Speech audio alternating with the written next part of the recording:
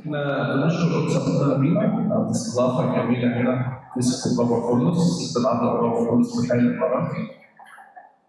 صدقوني كل ما بنيجي هنا الكنيسة كل شوية بيبقى فيها تعليم واضح إن الآباء بيتعاملوا فيها وربنا يرحمها ويديك البركة.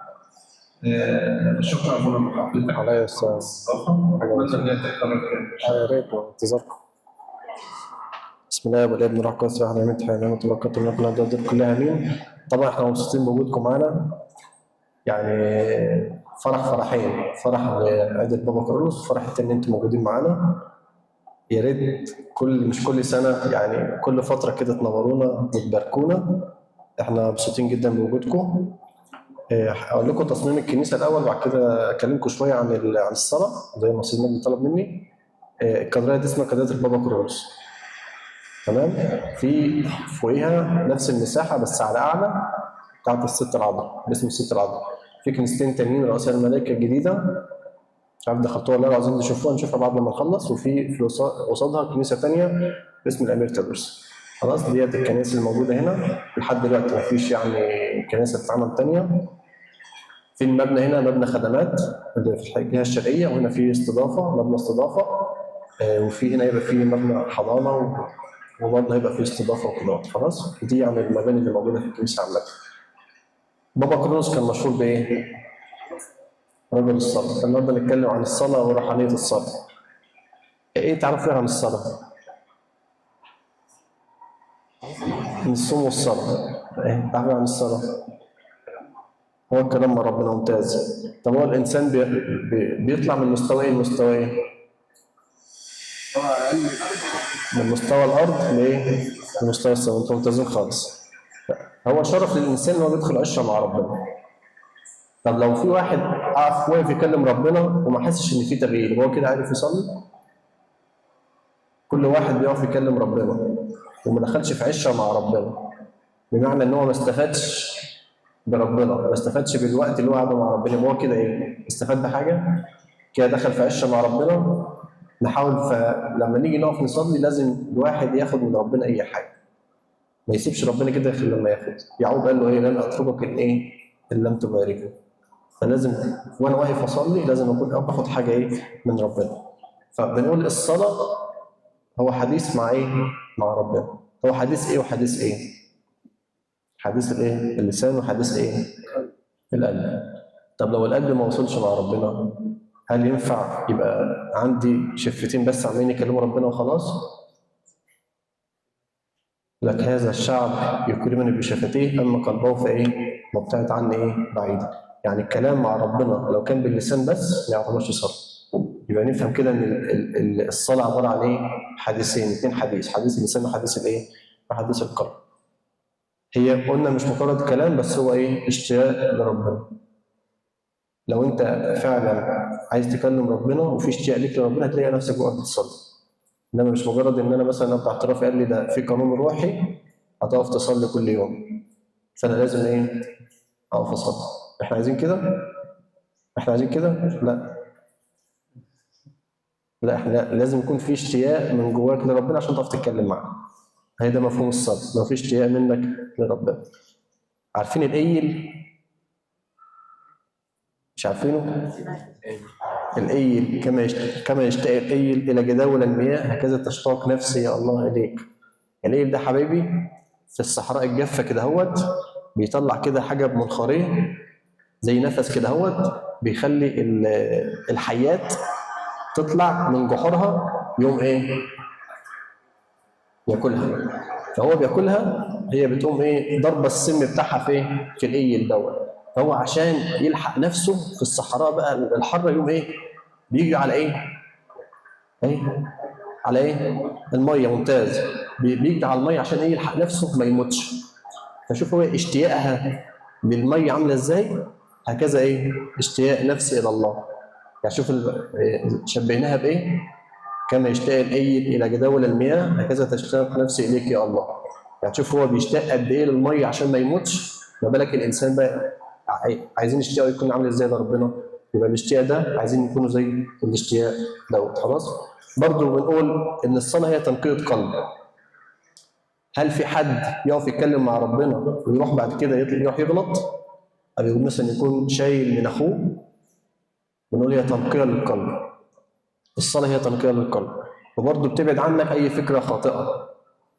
أنا واقف بصلي لربنا، أي فكرة خاطئة ما يبقاش لها مكان.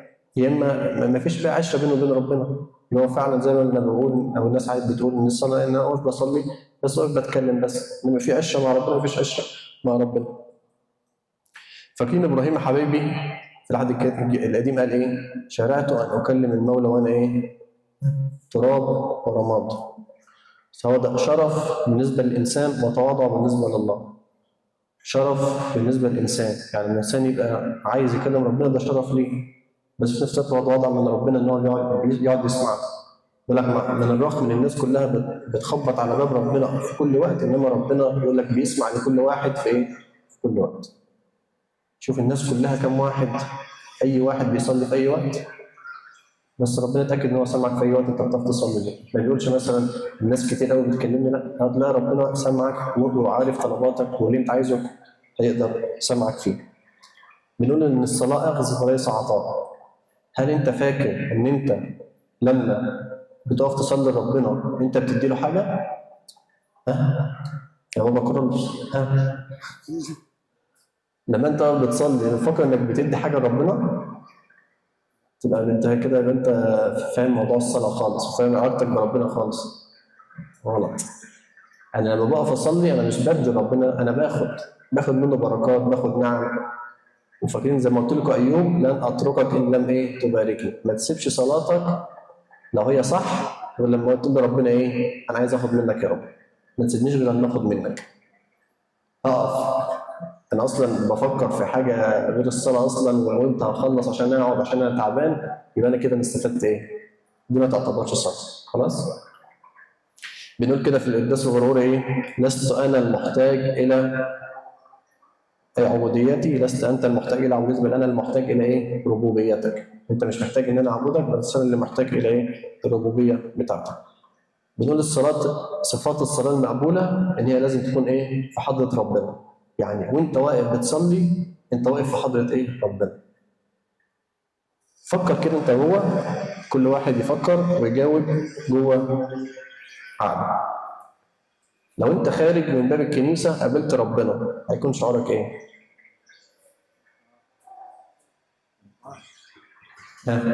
فكروا كده.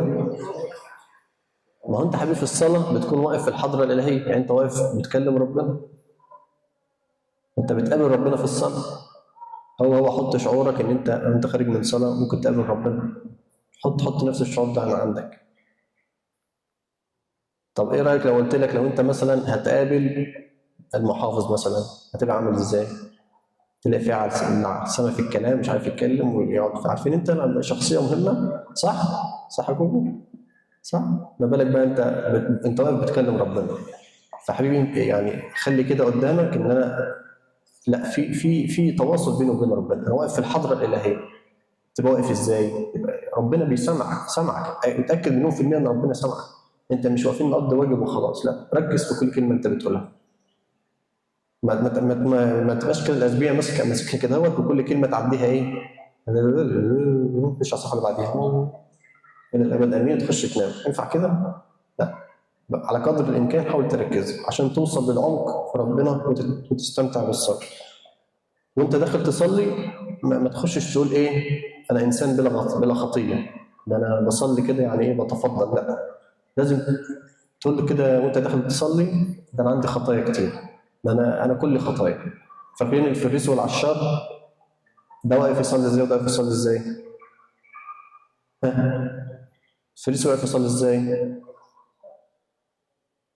أشكرك يا رب إني لست مثل إيه؟ الظالمين الخطاة الزناة، ولا مثل هذا العشار، أصوم مرتين في الأسبوع وأعشر بكل ما أقتنيه. ده واحد واقف يصلي ده؟ بيقول لربنا أنا مش زي دوت، ينفع أصلي كده؟ اكشف على خطاياك. يقول لك العشار يا رب ارحمني أنا الخاطئ. العشار واقف كده قرع على صدره اللهم ارحمنا الخاطئ، يقول لك هذا خرج مبررا دون ذاك. ده خرج من الصلاة هو إنسان مش مدان بحاجة، على عكس الفريسي. فاحنا انت واقف تصلي زمان اكشف خطاياك قدام ربنا. ثالث حاجه يكون عندك روح الشكر. كم واحد مننا بيطلب حاجه من ربنا وربنا ما استجابش ليها؟ هو طبعا ربنا مش ما بيستجابش، بس بقول لك عدم استجابه ربنا في عدم الاستجابه.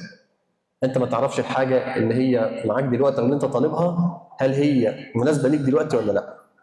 استجابه ربنا في عدم الاستجابه. انا دلوقتي طلبت من ربنا حاجه معينه، طلبت مثلا ان انا ادخل كليه معينه، طلبت ان انا ادخل ثانوي عام، وربنا ما وفقنيش ان انا اعمل حاجه زي كده. اكيد هو في خير ليك في الموضوع ده، فانت تشكر ربنا على كل حاجه. دي اسمها روح الشكر اللي انا بصلي بيها لربنا. داخل اصلي لربنا يبقى انا عندي روح شكر ليك يا رب، ومفيش تذمر خالص. الخير من الله نقبل والشر لم نقبل. ايوب قال كده. هل الخير ناخده من ربنا نقبله والشر ما نقبلهوش؟ لا، كل حاجه نقبلها من عند ربنا، كل اللي يجي من عندك يا رب كويس. خلاص يا حبايبي، اول نقطه كانت ايه؟ الحضره الالهيه، ان انا واقف في الحضره الالهيه، واقف مع ربنا. لازم تتاكد المعلومه ديت. تاني نقطه ايه؟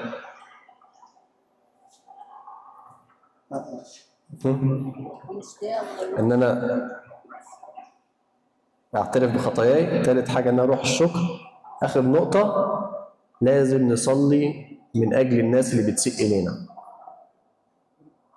يعني تصلي من اجل كل الناس اللي حواليك، حتى الناس اللي بيسيئوا اليك تصلي من اجلهم كمان.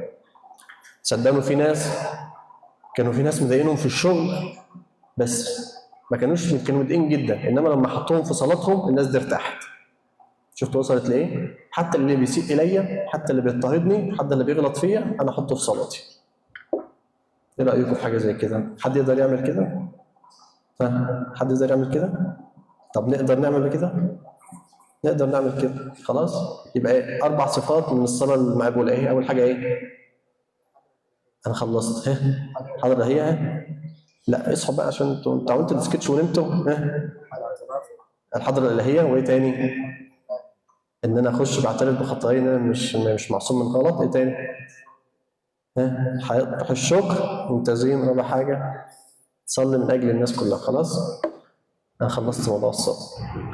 في تغيير في الصلاه بعد كده؟ هنصلي بعد كده صح؟ خلاص هنصلي صح؟ نصلي ايه؟ مين اللي عارف يصلي ايه؟ مش كل واحد بيقف باعتراف؟ صح؟ حد ما بيعترفش؟ مش حد بيعترف خالص. بند الاعتراف ده مش عندكم؟ مش عندكم بند الاعتراف؟ طيب وعامة المفروض كل واحد يظبط يصلي ايه، او القانون بتاعه يروح يظبطه معاه باعترافه. يصوم لحد الساعه كام، يصلي يقول ايه، مثلا عندك مشكله معينه في حاجه معينه عايز تحل بحاجه، كل الحاجات دي نظبطها معاه باعترافه. واللي ملوش باعتراف لازم يختار باعتراف. خلاص يا حبايبي، مبسوطين؟ انا مبسوط اكتر منكم اللي شفتكم النهارده. انا كورس فتوح عامل ايه؟ منور. عايزين حاجه يا حبايبي تاني؟ خلاص كل سنه وانتم طيبين. يا ريت تكرروا الزياره على طول، وانا فرحان ان انا شفتكم النهارده. خلاص يلا.